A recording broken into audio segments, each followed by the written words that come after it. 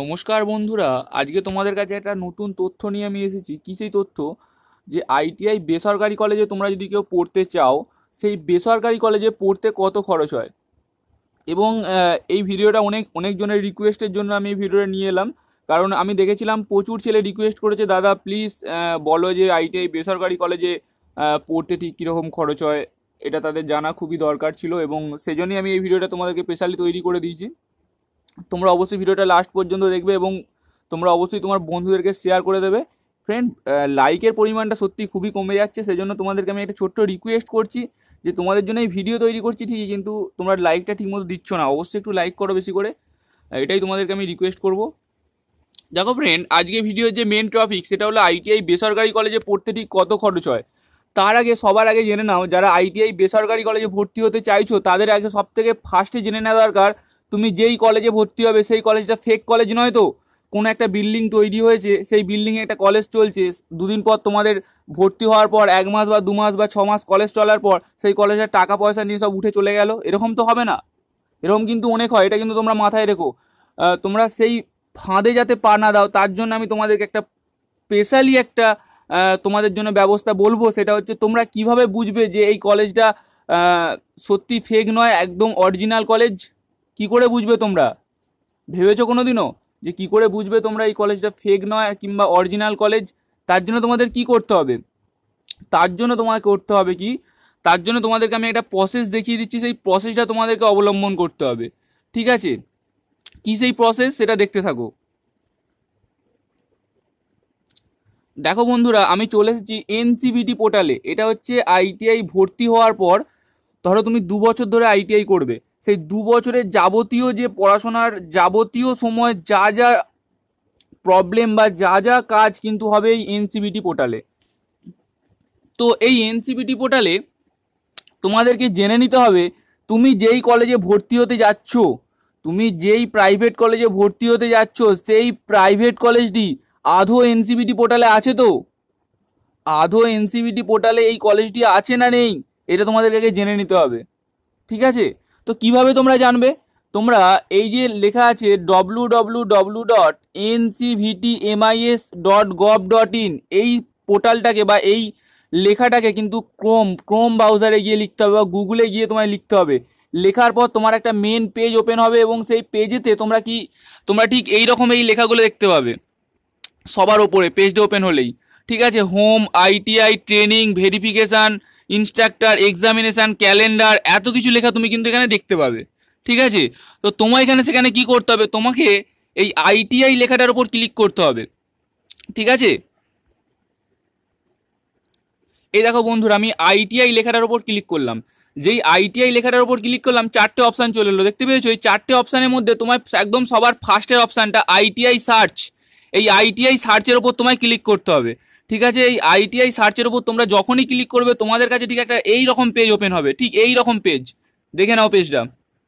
ঠিক এই পেজটা তোমার কাছে ওপেন হবে। ঠিক আছে?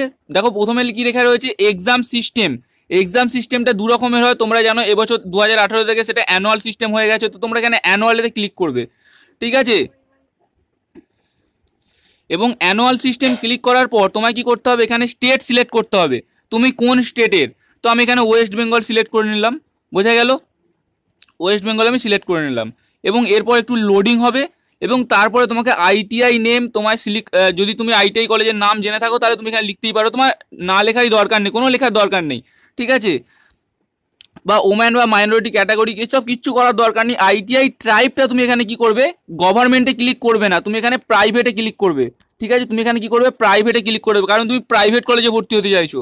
ঠিক আছে? এমআইএস আইটিআই কোড এটাও তোমায় দিতে হবে না। তুমি এখানে কি করবে, তোমার ডিস্ট্রিক্ট সিলেক্ট করবে, ডিস্ট্রিক্ট। তো আমি এখানে বীরভূম না, আমি এখানে কলকাতা সিলেক্ট করে রাখি, কারণ কলকাতাতে কতগুলি প্রাইভেট কলেজ আছে সেটা আমার জানা হয়ে যাবে। তো আমি এখানে কলকাতা সিলেক্ট করলাম। ঠিক আছে? এরপর ট্রেডটাও তোমায় সিলেক্ট করতে হবে না। আইটিআই লোকেশান, ঠিক আছে, কোথায় গ্রামে না শহরে সেইটাও তোমায় সিলেক্ট করতে হবে না। এখানে শুধুমাত্র তুমি এখানে এক্সাম সিস্টেমটা সিলেক্ট করবে।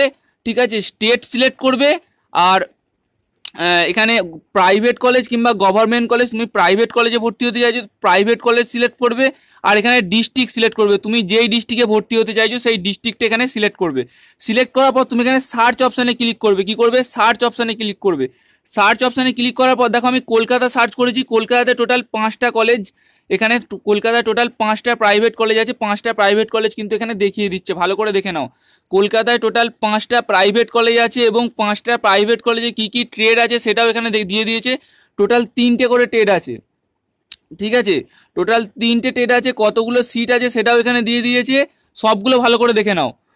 তো যখনই তুমি দেখবে এই কলেজটা এইখানে এনসিভিটি পোর্টালে নথিভুক্ত আছে, তখনই তুমি জানবে এটা কোনো ফেক কলেজ নয়, এটা পুরো অরিজিনাল কলেজ, ঠিক আছে। এটা পুরোপুরি এনসিভিটি পোর্টালে কিন্তু নাম এখানে রয়েছে। দেখো এই 5টা কলেজ দিয়েছে, 5টাই কিন্তু এনসিভিটি পোর্টালে নাম আছে, দেখতে পেয়েছো, এই 5টা কলেজই এনসিভিটি পোর্টালে কিন্তু নাম আছে, বোঝা গেল। এবার আসি পড়তে কত খরচ হবে। দেখো সবার ফার্স্টে বলবো, তোমরা এই যে 5টা কলেজ আমি বললাম, এইটা হচ্ছে কলকাতা ডিস্ট্রিক্টে, যারা কলকাতা স্টুডেন্ট আছো তারা এই কলেজগুলোতে যাবে, গিয়ে তাদের সঙ্গে প্রতিটা কলেজে কিন্তু কথা বলে নেবে, কারণ প্রতিটা কলেজের আলাদা আলাদা ফি, প্রতিটা কলেজের আলাদা আলাদা ফি, ঠিক আছে। এরপর আসি ধরো যারা হুগলি ডিস্ট্রিক্টে আছো, তারাও ঠিক কীভাবে পাবে, তারাও এখানে এইভাবে সার্চ করে নেবে, তারাও এইভাবে ঠিক সার্চ করে নেবে। সার্চ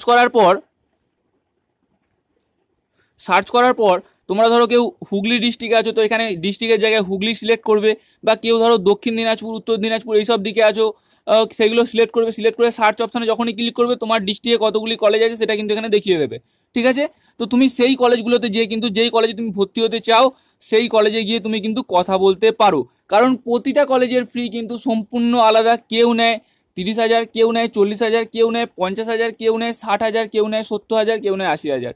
তো বিভিন্ন কলেজের বিভিন্ন রকমের রেট। তো তোমাকে এটা কি করতে হবে, তুমি যেই কলেজে ভর্তি হবে সেই কলেজে কিন্তু খোঁজ খবর নিতে পারো।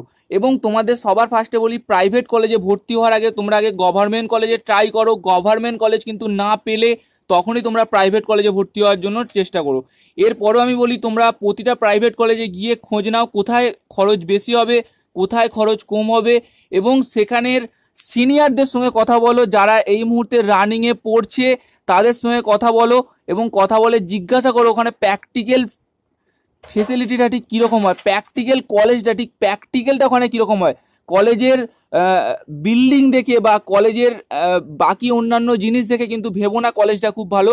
কলেজের প্র্যাকটিক্যাল কীরকম হয় সেটা কিন্তু খোঁজ নাও, খোঁজ নিয়ে তারপরেই কিন্তু তোমরা অ্যাডমিশান হওয়ার চেষ্টা করো। তো এই যে ইনফরমেশানটা দিলাম, এই ইনফরমেশানটা কেউ তোমাদেরকে দেবে না, এটা কিন্তু তোমরা মাথায় এই ইনফরমেশানটা কিন্তু তোমাদেরকে কেউ দেবে না, আমি এইমাত্র ইনফরমেশানটা দিলাম। তোমার এই ইনফরমেশানটা যদি ভালো লাগে, আমি তো চেষ্টা করব প্রচুর পরিমাণে তোমরা এই ভিডিওতে লাইক করো, এবং তোমরা এখন থেকে এটা জানার জন্য আগ্রহী হও, এবং অবশ্যই খুব তাড়াতাড়ি তোমরা কলেজে যোগাযোগ করো। এবং প্রতিটা কলেজের ফি সম্পূর্ণ আলাদা রকম, তোমরা সেটা কলেজে গিয়ে খোঁজ নাও, ঠিক আছে। ওকে, থ্যাংক ইউ, ধন্যবাদ।